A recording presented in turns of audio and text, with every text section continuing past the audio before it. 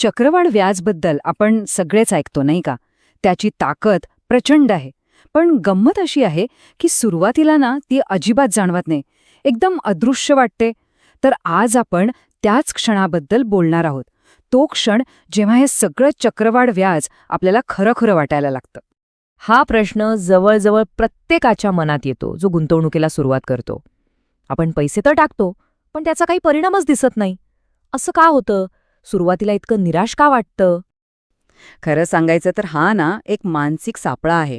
आपल्या डोक्याला कसं लगेच रिझल्ट्स बघायची सवय असते, पण चक्रवाढ व्याजाची जादू हळूहळू अगदी सावकाश घडते.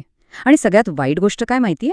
बहुतेक लोक ही जादू व्हायच्या अगदी थोडं आधीच हार मानतात आणि सगळं सोडून देतात. ठीक आहे, तर यामागे नेमकं काय मानसशास्त्र आहे ते जरा समजून घेऊया. म्हणजे सुरुवातीला गुंतवणूक इतकी निरर्थक का वाटते? याला नॉईज फ्लोअर असं म्हणतात. म्हणजे काय तर सुरुवातीला मिळणारा नफा इतका कमी असतो की तो आपल्या रोजच्या खर्चाच्या गदारोळात कुठे हरवून जातो हे कळतही नाही. तो आहे की नाही याने काही फरकच पडत नाही. चला एक उदाहरण घेऊ. समजा आपण अगदी छोट्या रकमेने सुरुवात केली, फक्त 100 रुपये. कोणीही सहज करू शकतं, बरोबर?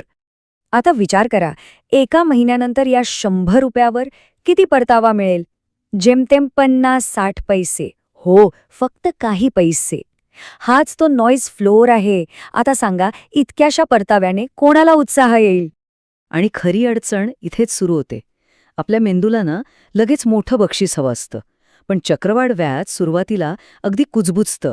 त्याचा आवाज खूप बारीक असतो आणि तो आवाज ऐकायला जो संयम लागतो ना, तोच आपल्यापैकी बऱ्याच जणांकडे नसतो. मग ह्या सापळ्यातून बाहेर पडायचं कसं? यावर एकच उपाय आहे, आपल्या विचारांची दिशा बदलणं. चला, आता प्रॉब्लेमबद्दल खूप बोललो, आता सोल्युशनकडे वळूया. इथे बघा 2 विचारसरणी आहेत. पहिली काय म्हणते, माझ्याकडे पुरेसे पैसे येतील ना तेव्हा मी गुंतवणूक करेन. हा विचार आपल्याला नेहमी थांबवून ठेवतो. पण दुसरी विचारसरणी बघा, मी गुंतवणूक करतो कारण मी एक गुंतवणूकदार आहे. हा फरक बघितलात? पुरेसे पैसे कधीच येत नाहीत, पण मी एक गुंतवणूकदार आहे ही ओळखच आपल्याला कामाला लावते. हे वाक्य लक्षात ठेवा. मी आज गुंतवणूक करतो कारण मी एक गुंतवणूकदार आहे. हे फक्त एक वाक्य नाहीये, ही स्वतःची ओळख आहे. जेव्हा आपण स्वतःला एक गुंतवणूकदार म्हणून बघायला लागतो, तेव्हा गुंतवणूक करणं ही आपली सवय बनते, पर्याय नाही. मग टाळाटाळ वगैरे सगळं आपोआप बंद होतं. आणि हेच तर मुख्य सूत्र आहे.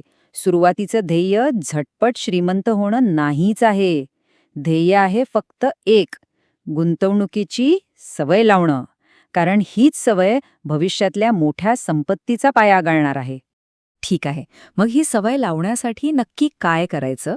चला, काही अगदी सोप्या स्टेप्स बघूया ज्या आजपासूनच सुरू करता येतील. हे बघा, हे अगदी सोप्पं आहे. फक्त 3 गोष्टी करायच्या. 1. आठवड्यातला 1 दिवस आणि वेळ पक्की करा. दुसरं, अगदी छोटी रक्कम 5, 10, 20 रुपये जे जमेल ते ऑटोमॅटिक गुंतवण्यासाठी सेट करा. आणि तिसरं, कुठेतरी याची साधी नोंद ठेवा की हो, मी हे करतोय. याचे फायदे काय आहेत? एकतर रक्कम लहान असल्यामुळे सुरुवात करायला भीती वाटत नाही. ऑटोमेशनमुळे आपल्याला लक्षात ठेवायची गरज नाही, पैसे आपोआप गुंतवले जातात. आणि बाजारात तेजी आहे की मंदी याचा विचार न करता आपण गुंतवणूक करत राहतो. आणि सगळ्यात महत्त्वाचं, हे केल्यामुळे आपल्या मनाला एक पुरावा मिळतो की हो, मी एक गुंतवणूकदार आहे.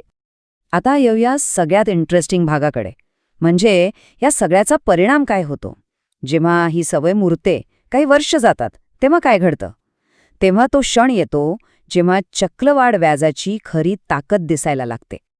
हे लक्षात घ्या, ती सुरुवातीचे छोटी नियमित गुंतवणूक आहे ना, ती एक भक्कम पाया तयार करत असते. आणि एकदा का हा पाया मजबूत झाला की मग चक्रवाढ व्याजाची खरी जादू सुरू होते. मग जो परतावा मिळतो ना, तो इतका मोठा असतो की त्याकडे दुर्लक्ष करणं शक्यच नाही. हा चार्ट बघा, सगळं चित्र स्पष्ट होईल. पहिल्या वर्षी काय होतंय? तुमच्या गुंतवणुकीची वाढ 99% तुमच्या स्वतःच्या पैशांमुळे आहे. चक्रवाढ व्याजाचा वाटा फक्त 1%. हाच तो नॉईज फ्लोअर. पण आता 10 वर्षांनंतरचं चित्र बघा, कमाल आहे. आता तुमच्या गुंतवणुकीच्या वाढीमध्ये 40% वाटा चक्रवाढ व्याजाचा आहे. म्हणजे तुमचे पैसे आता तुमच्यासाठी पैसे कमवत आहेत. तर मुद्दा काय आहे? पहिली काही वर्ष ही सवय लावण्यासाठी असतात आणि त्यानंतरची वर्ष संपत्ती निर्माण करण्यासाठी. पण त्या दुसऱ्या टप्प्यापर्यंत पोचायचं असेल तर पहिला टप्पा पार करावाच लागतो. मग प्रश्न हा आहे की आज आपण ती कोणती छोटी सवय सुरू करणार आहोत.